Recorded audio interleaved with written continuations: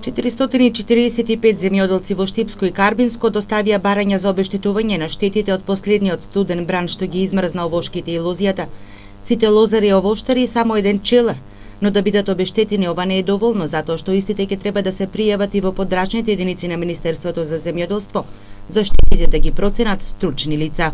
По примен допис од Министерството за земјоделство, а и во консултации со соседни општини, најверојатно општина Штипки има само обврска да ги извести сите баратели кои имаат поднесено пријави за штети, истите да ги достават и до ресорното Министерство за земјоделство. Причина е затоа што само тие имаат формирана комисија за проценка на штети, во која има и експерти од областа на лозаровоштарството, а општина Штип исто така има свој представник во нивните комисии. Штетите во подрачните единици на Министерството за земјоделство ќе се пријавуваат до 10 мај. Земјоделците кои ќе пријават штети треба да ги достават следниви документи: да понесат со себе имотен лист, лична карта, фотокопија од лична карта и фотокопија од трансакционна сметка.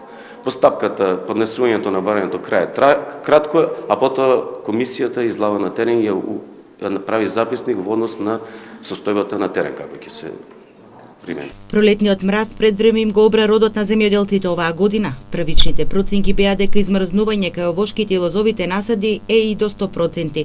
Минусните температури од пред 10 дена ги загрижија земјоделците за следната реколта. На терен почна проценката на штети со представници од Министерството за земјоделство. Штетата од мразот оваа рана пролет само во Штипско се цени на 2 милиони евра. Прогнозите за источниот регион е дека можеби ќе достигнат и над 10 милиони евра.